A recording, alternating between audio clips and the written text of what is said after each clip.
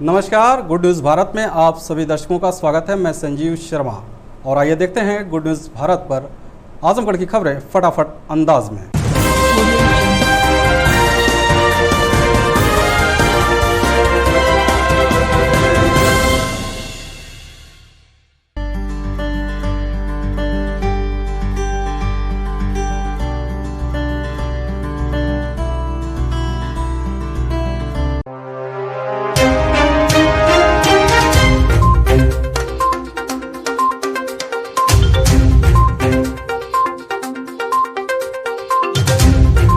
आजमगढ़ जिले के अटौलिया थाना क्षेत्र में मनीषा की हत्या का पुलिस ने खुलासा किया है। मनीषा की हत्या प्रेम प्रसंग के चलते उसके पूर्व प्रेमी ने गला दबाकर किया है। प्रेमिका द्वारा किसी और के संपर्क बढ़ाने पर उसके हत्या का कारण बना। फिलहाल पुलिस ने आरोपी प्रेमी इंद्रेश को गिरफ्तार कर लिया है। बता दें कि अटौलिया थाना क्षेत्र के भदेवा मझौली गाँव की रहने वाली मनीषा का बीते 7 वर्षों से गाँव के ही रहने वाले इंद्रेश निषाद के साथ प्रेम प्रसंग चल रहा था। वे घंटों एक दूसरे से मोबाइल से बात किया करते थे, लोगों से छुप छुप कर मिला करते थे।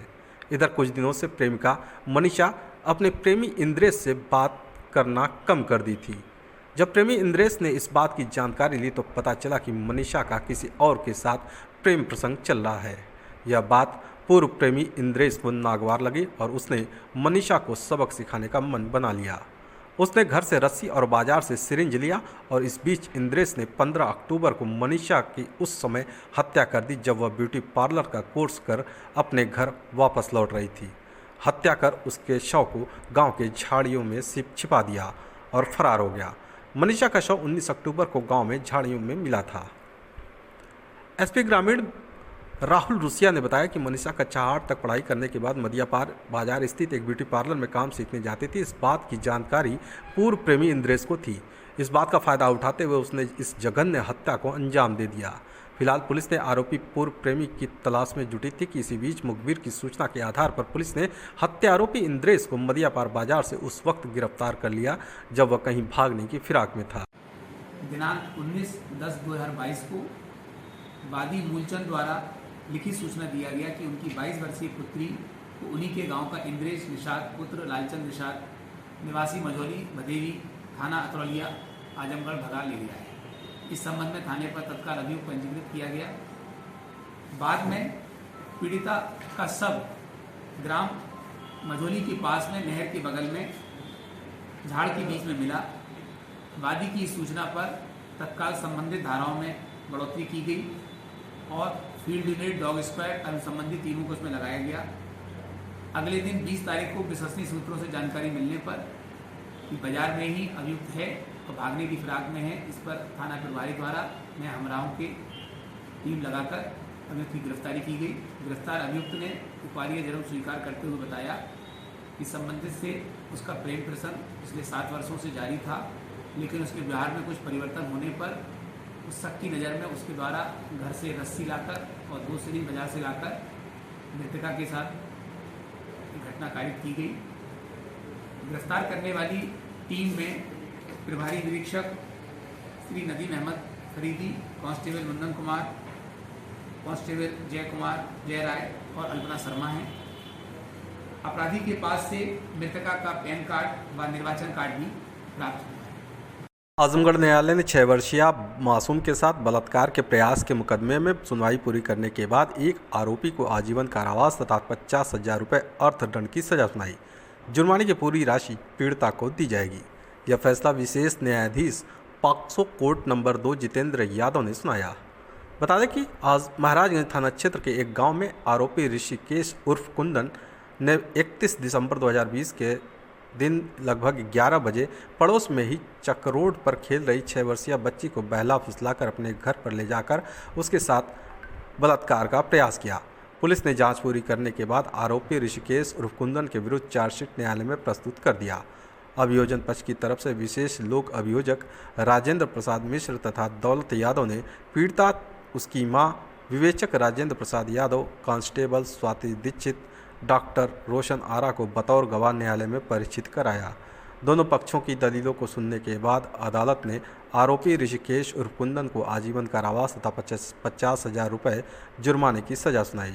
आजमगढ़ जिले में आगामी त्यौहार धनतेरस दीपावली को देखते हुए DIG Akhilesh Kumar, SP Anurag R के नेतृत्व में पुलिस टीम शहर क्षेत्र में पैदल भ्रमण किए और दुकानदारों व पुलिसकर्मियों को आवश्यक दिशा निर्देश दिया। बता दें कि धनतेरस व दीपावली पर शहर क्षेत्र में काफ़ी भीड़ भाड़ रहता है। इस दौरान मंचलों व उचक्कों से निपटने के लिए पुलिस ने कमर कस ली है। एसपी अनुराग आर ने बताया कि भीड़ भाड़ वाले इलाके में सादी वर्दी में भी पुलिस की टीम लगी रहेगी, जो मंचलों पर निगाह रखेगी। साथ ही 4 एंटी रोमियो टीम को सक्रिय किया गया है, जो लगातार भ्रमण करती रहेंगी। सभी सराफा दुकानदारों को निर्देश दिया गया है कि वे अपने अपने दुकानों में सीसीटीवी कैमरा अवश्य लगवाएं। पुलिस टीम पूरी तरह त्यौहार को सकुशल संपन्न कराने के लिए मुस्तैद है। इस दौरान DIG Akhilesh Kumar, SP Anurag R व अन्य पुलिस अधिकारियों के साथ ही पुलिस टीम शहर के कोतवाली से लेकर पहाड़पुर तिराहे तक पैदल भ्रमण की। आगामी त्योहारों को दृष्टिगत रखते हुए, दीपावली धनतेरस का त्यौहार है, को दृष्टिगत रखते हुए डीआई सर के द्वारा, मेरे द्वारा, एसपी सिटी साहब, एएसपी साहब, सीओ सिटी, सभी लोगों के द्वारा पैदल गश्त किया गया है। इसमें जो मार्केट के लोग हैं उनसे इंटरेक्ट किया गया है, बातचीत की गई है, उनकी समस्याओं से हम लोग अवगत हुए हैं। सीसीटीवी लगाने के लिए और जो पैदल लोग आ रहे हैं मार्केटिंग करने के लिए, उनका मार्ग अवरुद्ध ना हो, इसके लिए इन लोगों को मोटिवेट किया गया है। पूरा सहयोग का इनके द्वारा आश्वासन दिया गया है। इसके साथ साथ जो सुरक्षा व्यवस्था मार्केट में है, जो सिपाही तैनात हैं, उसकी समीक्षा की गई है। पूरे त्यौहार के दौरान पूरा मार्केट एरिया पुलिसकर्मियों से, वो वर्दी में भी होंगे और सादे कपड़ों में भी होंगे। सादे कपड़ों में पुलिसकर्मी ऐसी जगह पे लगाए जाएंगे जहां महिलाओं का आवागमन ज़्यादा होगा, ताकि अगर कोई शोधे किस्म का वहां घूमता है तो उसके खिलाफ कार्रवाई की जा सके। 4 एंटी रोमियो की टीम इसी क्षेत्र में लगाई गई हैं, जो लगातार भ्रमणशील हैं और ऐसे लोगों को चिन्हित कर रही हैं जो या तो कमेंट करते हों या अनावश्यक रूप से मार्केट में घूम रहे हों। तो ये सारी कार्रवाइयाँ कर ली गई हैं। ड्रोन के माध्यम से भी हम लोग निगरानी करेंगे और ट्रैफिक का रेगुलेशन भी किया गया है, ट्रैफिक डाइवर्जन भी किया गया है। तो सारी तैयारियां दुरुस्त कर ली गई हैं और शांतिपूर्ण तरीके से बहुत अच्छे माहौल में सारे त्यौहार संपन्न कराएंगे। मंडलायुक्त मनीष चौहान ने कहा कि उच्च न्यायालय में लंबित ऐसी रीट याचिकाएं जिनमें प्रतिशपथ पत्र दाखिल किया जाना है, उस पर विशेष ध्यान देकर प्रतिशपथ पत्र दाखिल कराया जाए। मंडलायुक्त अपने कार्यालय के सभागार में कर, करेत्तर वसूली व अन्य राजस्व कार्यों की समीक्षा के दौरान कहा कि उच्च न्यायालय में योजित वादों में समय से प्रतिशपथ पत्र दाखिल नहीं किए जाने के कारण ऐसे वादों की संख्या बढ़ रही है। यह स्थिति ठीक नहीं है। उन्होंने तीनों जनपदों के अपर जिलाधिकारियों को निर्देश दिया कि प्रतिशपथ पत्र दाखिल किए जाने की स्थिति की नियमित समीक्षा करता लंबित रीट याचिकाओं में प्रतिशपथ पत्र दाखिल कराना सुनिश्चित करें। मंडलायुक्त ने कर, करेत्तर वसूली की समीक्षा में परिवहन विभाग की वसूली तीनों जनपदों में बहुत ही कम पाई गई। इसके अलावा आजमगढ़ व मऊ में विद्युत वसूली, आजमगढ़ नगर निकाय की वसूली, बलिया में स्टाम्प देय तब वाणिज्य कर की वसूली कम पाए जाने पर नाराजगी व्यक्त किया तथा संबंधित अधिकारियों को तत्काल वसूली बढ़ाने हेतु आगामी माह तक वसूली लक्ष्य के सापेक्ष करने हेतु निर्देशित किया। उन्होंने कहा कि यद्यपि कि वाणिज्य कर में मंडल की वसूली स्टेटस एवरेज से अधिक है, परंतु यदि बलिया की वसूली कम नहीं होती तो मंडल की स्थिति स्टेट एवरेज से काफ़ी अधिक होती। उन्होंने संयुक्त आयुक्त जीएसटी को इस ओर ध्यान देकर बलिया में लक्ष्य के सापेक्ष वसूली सुनिश्चित कराने का निर्देश दिया। स्टाम्प देय की वसूली में बलिया की प्रगति काफ़ी कम पाई गई। अवगत कराया गया कि विगत कई वर्ष से बलिया में स्टाम्प की सर्किल रेट लिस्ट रिवाइज नहीं हुई है। मंडलायुक्त ने इसे शीघ्र रिवाइज कराने का निर्देश दिया। आजमगढ़ मंडलायुक्त मनीष चौहान ने अपने कार्यालय के सभागार में आयोजित निर्माण कार्यों की समीक्षा के दौरान कार्यदायी संस्थाओं को निर्देश दिया कि बारिश के कारण जो परियोजनाएं अभी तक प्रारंभ नहीं हो सकीं या जिनका निर्माण कार्य बाधित है, अब बारिश को मौसम बीत चुका है, इसलिए उन परियोजनाओं पर तत्काल कार्य प्रारंभ कराना सुनिश्चित करें। उन्होंने 50 करोड़ से अधिक लागत के निर्माण कार्यों की समीक्षा के दौरान NHI 233 लुम्बिनी वाराणसी राष्ट्रीय राजमार्ग को आजमगढ़ में बाईपास के द्वारा पूर्वांचल एक्सप्रेसवे से जोड़ने हेतु 15 नवंबर तक 2 लेन को अनिवार्य रूप से शुरू करा देने हेतु संबंधित परियोजना निदेशक को निर्देश दिया। कहा कि शेष 2 लेन को निर्धारित अवधि तक अवश्य पूर्ण कर लिया जाए। उन्होंने बताया कि वर्तमान में बाढ़ के कारण मंडल में सेतुओं का निर्माण कार्य बाधित है। स्थिति सामान्य होने पर प्रारंभ कर दिया जाएगा। आजमगढ़ उपनिदेशक पंचायती राज संजय कुमार बनवाल की अध्यक्षता में स्वच्छ भारत मिशन ग्रामीण फेज 2 के अंतर्गत विकासखंड बिलरियागंज अंतर्गत ग्राम पंचायत जयरामपुर में 2 दिवसीय ऑन साइट प्रशिक्षण कार्यक्रम संपन्न हुआ। कार्यक्रम में जनपद आजमगढ़ के 11 विकासखंडों के सहायक विकास अधिकारी, पंचायत खंड प्रेरक, ग्राम पंचायत सचिव, ग्राम प्रधान तथा नवनियुक्त अवर अभियंताओं द्वारा प्रतिभाग किया गया। प्रशिक्षण के अंतिम दिन बृहस्पतिवार को ऑन साइट प्रशिक्षण के दौरान उपनिदेशक पंचायती राज ने ग्राम पंचायत जयरामपुर के बाहर बन रहे ठोस तरल अपशिष्ट प्रबंधन केंद्र का निरीक्षण किया तथा संबंधित जेईओ एडीओ पंचायत से प्रत्येक बिंदु पर समीक्षा करते हुए आवश्यक दिशा निर्देश दिए। उप निदेशक पंचायती राज बर्नवाल द्वारा इस मौके पर गांव में निर्माणाधीन सोख्ता, गड्ढा, नाड़े, कंपोस्ट, प्लास्टिक बैंक व नालियों पर सिल्ट कैच निर्मित पंचायत सचिवालय का भी निरीक्षण किया। पंचायत सचिवालय की गुणवत्ता अच्छी पाए जाने पर उन्होंने ग्राम प्रधान मोहम्मद आमिर व सचिव के कार्यों की सराहना की। ग्राम सभा को साफ सुथरा बनाए रखने के ग्रामवासियों को प्रेरित किया तथा गांव को स्वच्छ रखने के लिए आवश्यक जानकारी दी। इस अवसर पर अपर जिला पंचायत राज अधिकारी के साथ ही अन्य लोग उपस्थित रहे। आजमगढ़ एसपी अनुराग आर ने कई पुलिस अधिकारियों को नई जगहों पर तैनात किया है। इसी कड़ी में नवागत सहायक पुलिस अधीक्षक शक्ति मोहन अवस्थी को सीओ सिटी का चार्ज सौंपा है, जबकि सीओ सिटी के पद पर तैनात रहे महेंद्र कुमार शुक्ला को सीओ सदर के पद पर तैनात कर दिया। इसी तरह सीओ सदर के पद पर कार्यरत सौम्या सिंह को सीओ सगड़ी की कमान सौंपी है, जबकि अनिल कुमार वर्मा को सीओ फूलपुर और गोपाल स्वरूप वाजपेयी को सीओ बूढ़नपुर की जिम्मेदारी सौंपी है। एसपी ने बताया कि सभी सहायक पुलिस अधीक्षक अपने अपने कार्य क्षेत्र में गुरुवार से ही तैनात हो जाएंगे। क्षेत्र में भ्रमण करते हुए बेहतर कानून व्यवस्था बनाए रखने में मदद करेंगे। खबरों में समय है एक ब्रेक का। आप देखते रहिए गुड न्यूज भारत।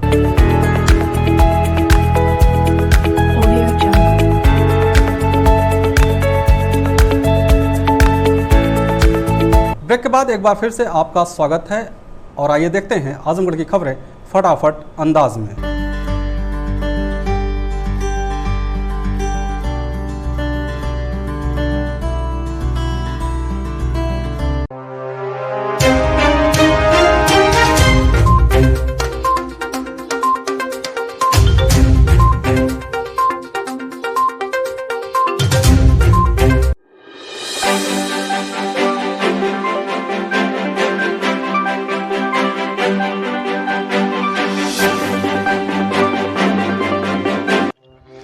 लोक निर्माण विभाग के प्रांगण में आज उत्तर प्रदेश राज्य कर्मचारी महासंघ Uttar Pradesh federation of ministerial service association का संयुक्त क्षेत्रीय अधिवेशन संपन्न हुआ। इस मंडलीय अधिवेशन में आजमगढ़ क्षेत्र के आजमगढ़, मऊ, बलिया जिले के कर्मचारियों ने प्रतिभाग किया। इसके अलावा क्षेत्रीय अधिवेशन में महासंघ फेडरेशन के क्षेत्रीय व जनपदीय पदाधिकारियों का निर्वाचन भी संपन्न हुआ। इस कार्यक्रम का संचालन प्रांतीय कार्यकारी अध्यक्ष लोक निर्माण मिनिस्ट्रियल एसोसिएशन विजय कुमार सिन्हा ने किया। फेडरेशन में प्रदेश से आए प्रांतीय पदाधिकारियों ने राज्य कर्मचारियों की संयुक्त मांगों जैसे पुरानी पेंशन बहाली, वेतन आयोग के गठन, ग्रेड पे उच्चीकरण, सरकार द्वारा बंद की गई भर्ती को पुनः शुरू करने, समय से प्रमोशन तथा अस्थायीकरण, समयमान वेतनमान का लाभ इत्यादि पर चर्चा की। बैठक में उत्तर प्रदेश राज्य कर्मचारी महासंघ के प्रांतीय अध्यक्ष रामलाल यादव व Uttar Pradesh federation of ministerial service association के प्रांतीय अध्यक्ष जेपी पांडे मुख्य अतिथि के रूप में उपस्थित रहे।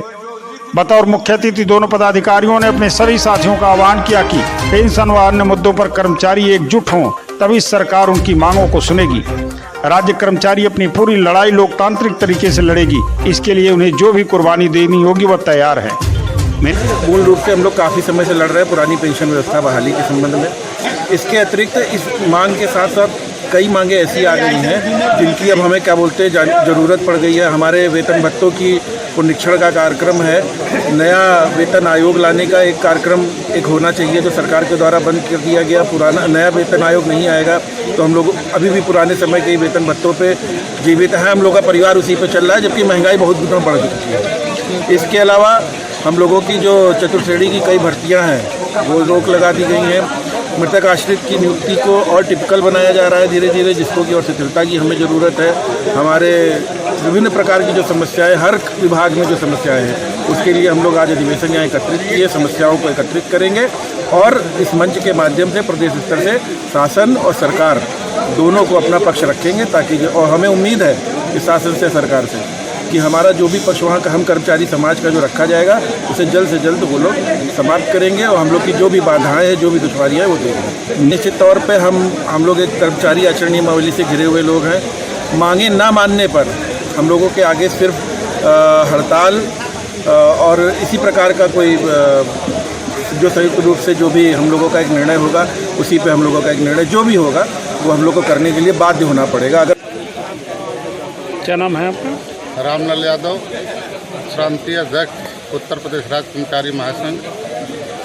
महासंघ किस लिए ये बैठक आयोजित किया है? ये अधिवेशन चल रहा है, मंडलीय, क्षेत्रीय, जनपदीय, ये हम लोग का गठन होता है। जब सम्मेलन होता है तो जनपदों का गठन, मंडल का गठन कर कर एक ताकत देते हैं और समस्याओं को सुनते हैं और समस्या को सुनकर अपनी मांगों में शामिल कर कर सरकार से मांग हम करते हैं। ये तमाम जितनी मांगे हैं, जैसे पुरानी पेंशन बहाली हो, भत्ते हो, आज चतुर्थ श्रेणी की नियुक्ति रुकी है उसको बहाल किया नेशनल जाए। एसोसिएशन के प्रांतीय संरक्षक सुरेंद्र लाल श्रीवास्तव ने कहा कि पेंशन की मांग सबसे महत्वपूर्ण है।